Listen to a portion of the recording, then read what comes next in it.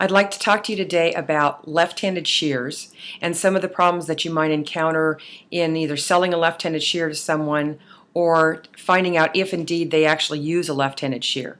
True left-handed shears, the sharp side of the edge of the blade actually points to the left-hand side of the shear. On a right-handed shear, the sharp edge of the blade actually points to the right. That's an easy way that you can tell the difference between the two. So a shear that actually has identical markings between the back blade and the front blade, some companies do that, and then it's just turned over and the dial and plate assembly is changed, is not a true left-handed shear. Many stylists are sold shears like that and are told that they're using a true left-handed shear when indeed they're not. They're using a right-handed bladed shear in their left hand. So when you're going to sell a left-handed shear to a client, you need to find out, first of all, is she using a true left-handed bladed shear? And if she is, then you're perfectly free to sell her another left-handed shear.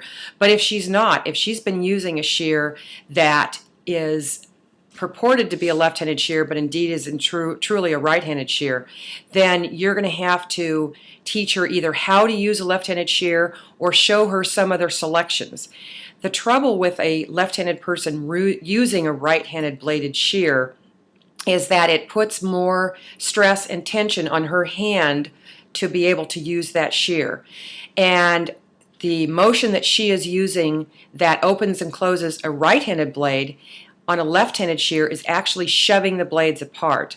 That's why you'll find someone who is new to a left-handed shear actually folding hair as they cut. It's not that the shear is not sharp, it's just that she is shoving those blades apart, so there is no contact between the two blades, especially towards the end of the blade.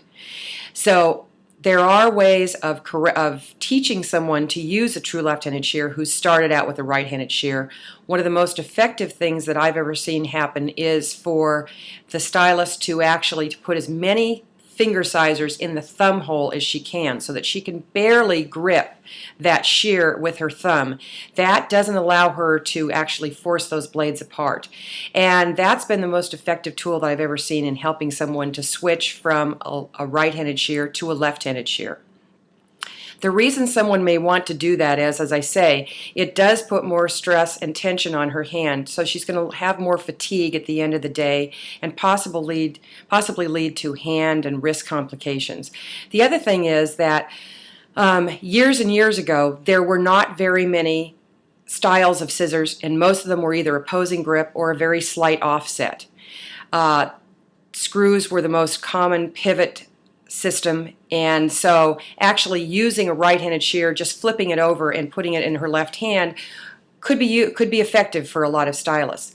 That's less and less the case. We have many more scissors that have knobs, that have bent down thumbs, that are ergonomically great for a right-handed person, but on a left-handed person it really shoves their elbow high up in the air. So her choices are getting smaller and smaller of finding a right-handed shear that she can adapt and use in her left hand. So trying to make sure that you help stylists, especially young stylists, transfer over to a left-handed shear is a very good idea and will pay off in physical benefits for them as they go through their styling career. But it is a little bit of a hard thing, and it is certainly something that you need to sort of pre-qualify them, make sure that when they say that they are using a left-handed shear, they really are using a left-handed shear. Thank you.